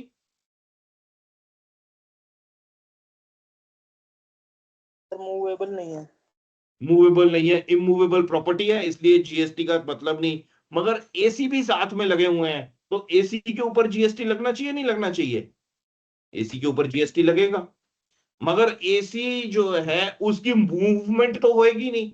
घर के अंदर एसी लगे हुए हैं, वही आपके हो गए, तो ये जो है ये सप्लाई हो गई आपकी without movement of goods. Goods move नहीं हुए मगर सप्लाई आपकी होगी। कल तक वो एसी मेरे थे, घर मेरा था, एसी मेरे थे, घर मैंने आपको बेच दिया, उस पर कोई जीएसटी लगना नहीं, मगर एसी भी साथ में बेच दिए, तो एसी के अमाउंट के ऊपर जो मैंने आपको बेचे हैं उस पर जीएसटी लगेगा। that will be case of supply only and this is supply without movement। अब वो जो एसी जहां पड़े थे, जिस स्टेट में पड़े थे, that is the place of supply, वही place of supply है। कायदे से देखा जाए तो इट इज नथिंग बट यहीं पे आपकी सप्लाई टर्मिनेट हो गई। आपको जहां सप्लाई चाहिए थी वहीं पड़ी है, तो क्या हो गया, वही टर्मिनेट मान लेते हैं, वहीं शुरू हुई वहीं खत्म हुई। Is this point clear? Point 3 it makes sense? Yes, sir. Yes, sir. ठीक है जी, if it make sense good, means मैं जो समझाना चाह रहा हूं आपको समझ में आ गया तो बहुत अच्छी बात है। तो नेक्स्ट ऐसा ही केस जो है थर्ड के, मींस ये छोटे छोटे क्योंकि ये रूल है, तो रूल्स जैसे मैंने आपको बताया था ना कि rules you have to abide by the law, ये लॉ के रूल्स हैं। तो आप अगर रूल्स के साथ अबाइड नहीं करेंगे तो मींस आप पे पेनल्टी लगेगी। आप अगर 20 फुट की छत बना सकते हैं, आपको बोला गया कि 20 फुट का ही जो है आपने घर बनाना है, 20 फुट के ऊपर नहीं आप छत डाल सकते हैं। अगर आपने 20 फुट की जगह 21 फुट पे छत डाल दी तो सरकार आके तोड़ जाएगी कि भाई हटाओ इसे। अब फंसे कब? जब आपने जो है सरकार फंसी जब आपने 20 फुट की जगह 19.5 फुट पे या 19 फुट पे ही छत डाल दी। अब वो जब आए हैं अपना नई दीवार बना, अब अगला वाला फ्लोर हम बना के, अब आपने उसे फंसा दिया कि भाई 20 फुट तो जगह मेरी थी, तुम्हारी ही रूल बुक में लिखा हुआ है, तो 20 फुट तक मेरी है, उसके बाद अगली जो है बना ले। 19 पे छत पड़ी हुई है, जिस दिन मैं 1 फुट और बना लूंगा तब बना लियो, नहीं तो अगर चाहता है कि तू 20 फुट से तेरी है ऊपर तो बना ले, नोबडी स्टॉप्स यू। तो आपको रूल का काउंटर बना सकते हो आप, जैसे कल हमने डिस्कस करा था, जैसे जो हमारे जो प्राइम मिनिस्टर के फर्स्ट प्राइम मिनिस्टर के पिताजी थे, जैसे उन्होंने किया था, वेरी स्मार्ट लॉयर। आप भी कोई ना कोई ऐसे लूप होल्स जो है उनको यूज कर सकते हो, बट आप रूल ब्रेक नहीं करोगे। रूल ब्रेक करोगे तो पेनल्टीज लगेंगी। ऐसे ही ये जो है ये supply without a movement of goods का रूल डिफाइन किया गया है। लाइकवाइज योर असेंबली और इंस्टॉलेशन एट साइट, means आपके the place of supply is the location of installation or assembly. This covers transaction where goods are supplied and then installed or assembled at a specific site. The value of installation is included in the value of supply. A company supplies and installs an air conditioning system at a factory.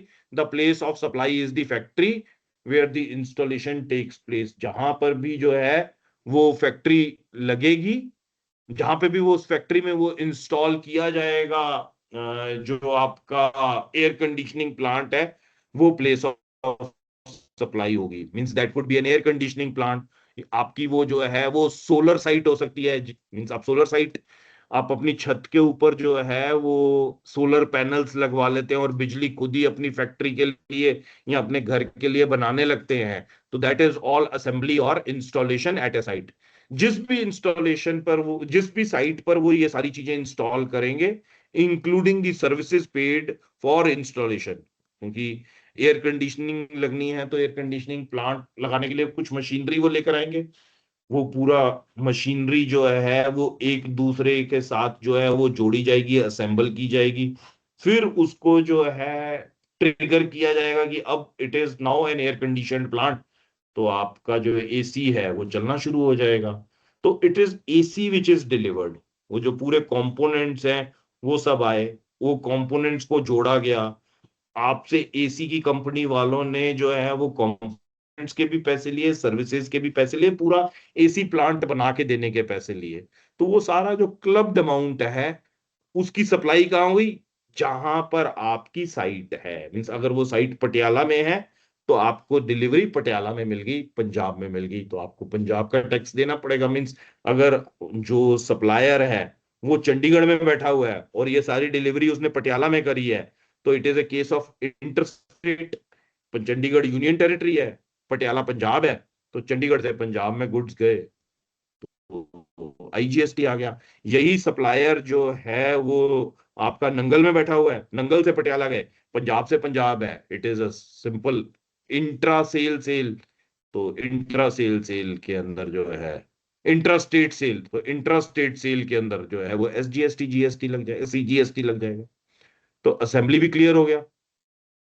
Next जो important है, इसके questions पहले भी कई बार आए हुए हैं, ये समझने वाला पॉइंट है। मींस ये तीसरा और चौथा जो था देवर मोर ऑफ म्यूट पॉइंट्स। ना भी पढ़ाता तो थोड़े दिनों में बिना पढ़े ही समझ में आ जाते, क्वेश्चन आता, कॉमन सेंस वाले पॉइंट्स थे। पांचवा जो है इसके लिए थोड़ा सा याद समझना पड़ेगा, जो लिखा है वो दिमाग में रखना पड़ेगा। Goods are supplied on board a conveyance. आपको कई बारी सामान जो है वो आपको रास्ते में उठाते हैं और आप जो है मीन्स एक छोटा सा एग्जांपल ले लेते हैं कि आप शताब्दी पे, आप राजधानी ट्रेन पे बैठे। राजधानी ट्रेन जो है that is basically going from Bombay, Bombay से शुरू हुई है और ultimately that train comes down to Delhi. Bombay से दिल्ली की मूवमेंट है ट्रेन की। बॉम्बे से ट्रेन चली और उसके बाद जो आपका खाना है, आपको वो खाना जो है, जब आप गुजरात में थे, while the train was at Baroda, तो बड़ौदा में आपको खाना जो है वो खाने के लिए दिया गया है। तो वो जो खाने की इनवॉइसिंग होनी है, वो जो खाना है उसका प्लेस ऑफ सप्लाई क्या माना जाए। बॉम्बे से ट्रेन चली है, ट्रेन दिल्ली के लिए चली है, खाना जो सवारियों को खिलाया गया है, जो डिनर सर्व किया गया है, that was served in Baroda, वो बड़ौदा में सर्व किया गया था। और जो खाना ट्रेन पे चढ़ा है that was also basically loaded in train while the train was in Gujarat. जब ट्रेन गुजरात में थी, सूरत में थी, तो खाना जो है वो चढ़ा दिया गया था कि ये सूरत में ट्रेन पहुंच गई, सूरत गुजरात का ही हिस्सा है, ट्रेन को खाने में लोड कर दिया गया। अब जो है place of supply of that food क्या होगा, what is the place of supply. खाना सर आपको गुजरात। जो है वो बड़ौदा में सर्व किया गया है। इस सारे क्वेश्चन का आंसर जो है, ये रूल जो है रूल 10(1)E, ये जो पांचवा रूल है ये देगा। अब हम इस रूल को एक बार पढ़ते समझते हैं, अभी तक इसका जवाब मैंने आपको नहीं दिया था। That is hidden there in this rule. The place of supply is the location where the goods are taken on board the conveyance. जब ये खाना जिस प्लेस पे, जिस स्टेट में ये खाना जो है कन्वेंस के अंदर रखा गया है, मींस वेयर द गुड्स जो है वो खाना की बात कर रहे हैं, तो जो ये गुड्स हैं जब भी ये ऑन बोर्ड किए गए हैं in the conveyance, that is the place of supply, वो प्लेस ऑफ सप्लाई माना जाएगा। This applies to goods sold during a journey on a train, aeroplane, vessel और मोटर व्हीकल। कहीं पे भी ये जो है खाना जो है वो दिया जा सकता है। A passenger on a flight from Bombay to Delhi buys a meal, means आपसे सवाल जो एग्जाम में आएगा वो ये आएगा कि आप बॉम्बे से उड़े हो जी हवाई जहाज में, और फ्लाइट जो है वो दिल्ली जा रही है, और जब फ्लाइट जो है वो आपकी अहमदाबाद के ऊपर से उड़ रही थी, तो आपने खरीद के खाना खा लिया। आपने हवाई जहाज जो है वो अहमदाबाद के ऊपर था आसमान में, तो आपने तब जो है ऑर्डर करा और आपने जो है 500 रुपए का खाना खरीदा और खाना खा लिया। तो इसमें प्लेस ऑफ सप्लाई क्या होगा, तो इसमें प्लेस ऑफ सप्लाई जो डिटरमिन किया जाएगा वो किया जाएगा कि खाना हवाई जहाज में किस पॉइंट पे आया था, खाना हवाई जहाज में कब एंटर किया था, कहां पे किया था। तो खाना अब फ्लाइट जो है वो क्या मान के चलते हैं या बताया होगा कि it's a non stop flight, सीधी बॉम्बे से उड़ी और सीधी दिल्ली उतरेगी, तो रास्ते में तो खाना कहीं ऑन बोर्डिंग हो नहीं सकती। तो खाना ऑन बोर्डिंग कहां हुआ, place of supply is Bombay only, क्योंकि खाना जो है जब फ्लाइट उड़ी उसी टाइम रखा होगा। रास्ते में तो कोई हवाई स्टेशन तो है नहीं है कि किसी भी जगह से हवा में आसमान से पकड़ के अंदर डाल लिया। जहां जमीन पे फ्लाइट रुकी हुई थी वो बॉम्बे था, वहीं पे सवारियां भी अंदर हुई, खाना भी अंदर हुआ। तो जो आपका गुड्स टेकन ऑन बोर्ड कौन सी जगह पे हुए, बॉम्बे में हुए, तो महाराष्ट्र आपका आ गया, वही आपका प्लेस ऑफ सप्लाई माना जाएगा। आप जब उड़ रहे थे तो आप अहमदाबाद में थे, या आप सूरत में थे, या आप जो है उस पॉइंट ऑफ टाइम पे जयपुर में थे, उससे कोई फर्क नहीं पड़ता। It is going to be a simple case कि आपका जो है खाना जहाज पे लोड कहां पर हुआ है। वैसे ही जो मैं प्रीवियस एग्जांपल दे रहा था कि आपका प्लेस ऑफ सप्लाई पिछले वाले केस में कौन सा माना जाएगा, जो ट्रेन की बात कर रहे थे, ट्रेन बॉम्बे से शुरू हुई है, दिल्ली आ रही है, आपको खाना सर्व हुआ है बड़ौदा में, खाना ऑन बोर्ड कहां हुआ था, place of place of on boarding of goods कौन सी थी, दैट वाज सूरत। तो which what is going to be the place of supply in this case, train वाले केस में? Sir Surat. Surat, sir Surat will be the Surat. Place of supply. Surat कौन से state में आता है? सर गुजरात। गुजरात में, तो that's Gujarat, place of supply is Gujarat. ठीक है जी। तो वो आपको यस और सर। कंफ्यूज कर सकता है। वो आपको कहता है जी खाना जो है वो बड़ौदा में एंटर हो गया, यानी गुजरात में एंटर हो गया, मगर खाना सर्व जो किया गया है ट्रेन में, जो सवारियों को दिया गया है, वो कोटा पहुंच के दिया गया है, कोटा इज इन राजस्थान। तो अब बताओ कि आपका प्लेस ऑफ सप्लाई कौन सा है? तो कुछ बच्चे जो हैं वो गलत आंसर लिख के आएंगे, खाना उन्होंने राजस्थान में खरीदा है तो Rajasthan is the place of supply क्योंकि यहाँ डिलीवरी कंप्लीट हुई है। नहीं, डिलीवरी कंप्लीट वहीं हो गई जहां ट्रेन के अंदर सामान आ गया। तो that is basically place of supply becomes Gujarat only, क्योंकि खाना जो है उसे बड़ौदा में ऑनबोर्डिंग कर दी दिखाने की। ठीक है जी, दिस पॉइंट इज क्लियर। तो ये क्वेश्चन जो है मींस पहले वाले में तो कंफ्यूज कोई फर्क नहीं पड़ेगा कि बड़ौदा भी गुजरात में है, सूरत भी गुजरात में है। तो आपको तो प्लेस ऑफ सप्लाई में यही एक्सपेक्ट किया जाता है कि आप नेम ऑफ स्टेट दोगे। सिटी आपको पता है, साथ में ब्रैकेट में लिख दो, मगर स्टेट उनके लिए इंपॉर्टेंट है। पहले वाले क्वेश्चन में तो जिसको ये डाउट है वो बच जाएगा कि गुजरात बोल के निकल जाएगा, बट दूसरे वाली इलस्ट्रेशन में वो फंस जाएगा। वहां पर वो अपनी समझदारी दिखा के आएगा कि डिलीवरी कहाँ कंप्लीट हुई, जहां मैंने खाना खरीद के खा लिया। खाना खरीदा कहाँ, कोटा में, यहाँ डिलीवरी हुआ है, तो प्लेस ऑफ सप्लाई जो है वो राजस्थान होना चाहिए। नहीं, place of supply has to be Gujarat. आपका खाना ऑन बोर्डिंग कहाँ हुआ है, गुजरात में हुआ है। So it's onboarding which is important.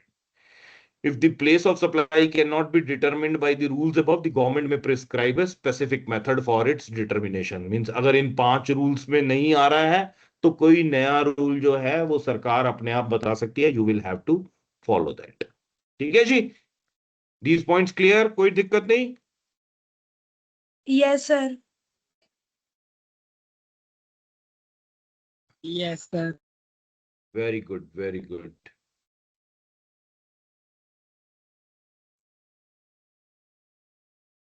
थोड़ा सा और पढ़ेंगे बच्चे, आई होप। अभी सैचुरेट नहीं हुए, एग्जॉस्ट नहीं हुए, अभी अभी चल रहा है, सब कुछ दिमाग में फर्स्ट क्लास जा रहा है।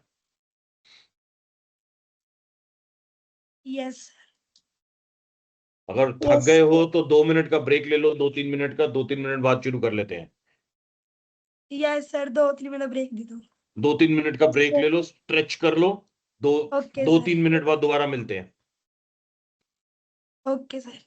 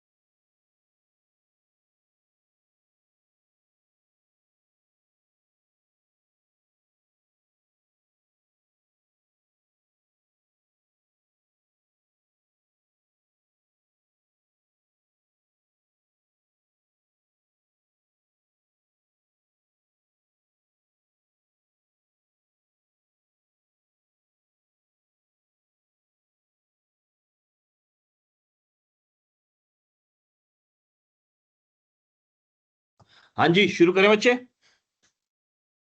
Yes sir. यस चलो यस सर। चलो let's do that. Some of the key points. Supply, मतलब ये छोटे छोटे पॉइंट्स रहेंगे, ज्यादा दिमाग पे बोझ डालने वाले नहीं है, इसीलिए मैं टेल को थोड़ा सा लंबा कर रहा था, otherwise no reason. Easy to understand points है. Supply of goods purchased over the counter in one state means आप गए, मान के चलो कि घूमने गए और हिमाचल गए, शिमला गए घूमने के लिए. वहां से आप जो है बंदे पंजाब के हो, आपने जो सामान खरीदा हिमाचल में, जम्मू शिमला में जो सामान खरीदा, शॉपिंग करी, वो कौन सी शॉपिंग, वो जो सेल है जो काउंटर पे बंदा बैठा हुआ है, वो सेल कौन सी कहलाएगी? इंट्रा स्टेट होएगी, इंटर स्टेट होएगी?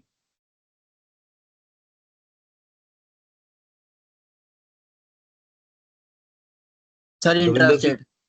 इंट्रा स्टेट होएगी. In an over the counter sale to an unregistered person. आप जो है एक अनरजिस्टर्ड पर्सन हो, आपने काउंटर पे ही उसके जो है वो परचेज करी है. इन an over the counter cell to an unregistered person, the transaction is simplified for tax purposes. The movement of goods is considered to have terminated at the point of sale. जब उस बंदे ने आपको goods बेच दिए तो movement terminate हो गई. सप्लाई टर्मिनेशन जहां पर हो गई, जहां मूवमेंट ऑफ गुड्स टर्मिनेट हो गई, वही प्लेस ऑफ सप्लाई हो गया. Even if the buyer plans to transport them elsewhere. अब आप तो जो सामान आपने खरीदा है, गए थे हिमाचल घूमने, वहां से शॉल खरीदी आपने या स्वेटर खरीदा, उसको लेके वापस पंजाब ही आओगे. और मगर आप एक अनरजिस्टर्ड पर्सन हो, आप की सेल वहीं कंप्लीट हो गई, बस काम खत्म. That is the place of supply for you. उसके बाद आप पंजाब लेकर जाओ चाहे कनाडा लेकर जाओ, कोई फर्क ही नहीं पड़ रहा उसको, सब sale complete. The buyer is the ultimate consumer of the goods at that point. Buyer जो है वो वही लास्ट कंज्यूमर है, उसको वो दे दिया. If you are an unregistered person. Now this there is a rule with effect from 1 October 2023. ये क्या कहता है? The place of supply shall be the location as per the address of the said person recorded in the invoice issued. अब आपने उसको कहा कि भाई इनवॉइस बना, मेरे गुड्स की जो है इनवॉइस बना, और इनवॉइस के ऊपर आपने कहा कि इस पे एड्रेस लिख नया नंगल पंजाब, या इस पे एड्रेस लिख पटियाला. अब वहां जहां आपने पटियाला लिखवा दिया, then the with effect from 1st October 2023 the place of supply shall be location as per the address of the said person. अब आपने एड्रेस छपवा दिया इनवॉइस के ऊपर, तो इट विल बी कि उसने सेल करी है फ्रॉम हिमाचल टू पंजाब. अब पंजाब की सेल मानी जाएगी. It will be interstate sale, क्योंकि आपने एड्रेस लिखवा दिया है. तो आप कभी भी एड्रेस लिखवाने की बात नहीं करोगे. जब तक आपने जीएसटी पढ़ा नहीं था तब तक तो आप बात करते ही नहीं थे. अब आप जो है थोड़े से समझदार हो सकते हो, तो कह सकते हो मेरे घर का एड्रेस लिखवा साथ में. तो जैसे ही लिखवाओगे आईजीएसटी प्रोविजन में आ जाएगा, उसके लिए मुसीबत पड़ जाएगी. वो कहेगा यार मैं आईजीएसटी तो देता ही नहीं, मैं कहां से एक नई और मुसीबत डाल लूं. वो आपको मना भी कर सकता है. आपको कोई फर्क नहीं पड़ता, आप जो है क्योंकि आप भी अनरजिस्टर्ड पर्सन हो, तो नॉर्मली जो है वो एड्रेस लिखवाने की बात होती ही नहीं है. और एड्रेस अगर नहीं है तब तो प्लेस ऑफ सप्लाई आपका जो है जहां आपने गुड्स डिलीवर कर दिए, बस वही, that is the place of supply. That is the key point. तो ये कई बारी छोटे छोटे पॉइंट्स ये दिमाग में आते हैं, ये उसका आंसर है. अब place of supply of goods imported into और एक्सपोर्टेड फ्रॉम इंडिया मींस आपकी, अब गुड्स की बात कर रहे हैं हम, ध्यान रखना सर्विसेज के लिए पहले प्रोविजन अलग होता था, but now the provisions are going to be more or less similar. कोई फर्क नहीं होगा, आपकी बुक्स में थोड़ा सा अलग होगा लिखा हुआ, तो सर्विसेज वाला जो है हम इग्नोर मारेंगे. उसके लिए हम कल उस तरफ बढ़ेंगे, उस डायरेक्शन में. आज हम उस कॉम्प्लेक्सिटी में नहीं घुसेंगे. सो इंपोर्ट के केस में क्या है? The place of supply of goods imported into India shall be the location of importer. जहां पर इंपोर्टर बैठा है वो जो पॉइंट है वो उसका प्लेस ऑफ सप्लाई जो है, means the place of supply of goods imported into India shall be the location of the importer. जहां इंपोर्टर है, जैसे आप पंजाब में बैठे हो, आपने गुड्स इंपोर्ट किए, तो आप जब गुड्स इंपोर्ट करते हो तो आपका पंजाब तक गुड्स जो है वो सिंगल आईजीएसटी पर ही आ जाएंगे कि आज ही this is the place of supply, जो है आपकी, जहां पर आपका जो है गुड्स इंपोर्ट होकर आ गया है, जो प्लेस ऑफ सप्लाई पंजाब है, आईजीएसटी यहां पर आपका अल्टीमेटली टर्मिनेट होगा। जो एसजीएसटी आप जब पंजाब में गुड्स बेचोगे तो आईजीएसटी का, एसजीएसटी का हिस्सा जो आईजीएसटी में पड़ा हुआ है वो निकाल के पंजाब गवर्नमेंट को चला जाएगा, ठीक है ना जी। और फिर उसके बाद इंपोर्टर जहां कहीं बेचेगा वो सारा आईजीएसटी का हिस्सा जो एसजीएसटी का है वो वहां मूव हो जाएगा, उस स्टेट में मूव हो जाएगा, पंजाब में ही कंज्यूम हो जाएगा गुड्स, तो पंजाब में चला जाएगा एसजीएसटी का हिस्सा। और पंजाब के बाहर कहीं चला गया, हिमाचल चला गया, जम्मू चला गया, तो एसजीएसटी का हिस्सा काट के उस स्टेट को दे देंगे। एक्सपोर्ट के केस में क्या होता है, the place of supply of goods exported from India shall be the location outside India. तो एक्सपोर्ट के केस में जो है, गुड्स के केस में जो आपकी लोकेशन है वो आउटसाइड इंडिया होगी। यहां पर आपको एनॉर्मली, आप अगर सर्विसेज का पढ़ते हो तो वहां दिखेगी, बुक्स में आपकी लिखी हुई, हो सकता है गलती हो सकती है, हुई हो, वहां पर place of supply of goods exported from India का जो प्लेस ऑफ सप्लाई है वो इंडिया ही होता है, था, पिछले साल तक होता था, तो इसलिए आपकी बुक्स में ये चीज लिखी होगी, place of supply is still India. तो वो चीज हम जो है वो कल नेगेट करेंगे कि नहीं, दी प्लेस ऑफ सप्लाई जो है, अगर गुड्स एक्सपोर्ट, सर्विसेज एक्सपोर्ट हो रही है इंडिया से, तो place of supply is also located outside India, वो भी आउटसाइड इंडिया होगी। अब अगर place of supply outside India है तो कौन सा टैक्स लगेगा बच्चे, जीएसटी कितना लगेगा, किस रेट पे लगेगा? गुड्स की बात कर रहे हैं हम, the place of supply is outside India, तो जीएसटी किस रेट पे लगेगा इस पे?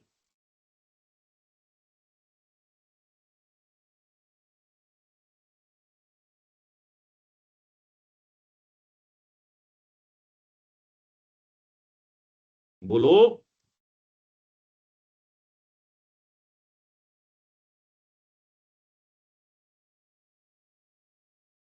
दविंदर जी बोलो।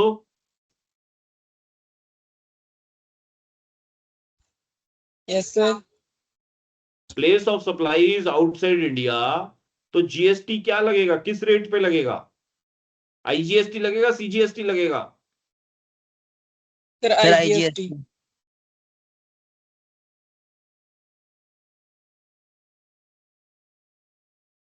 अगर place of supply outside India है तो जीएसटी लगेगा भी या नहीं लगेगा? नहीं लगेगा।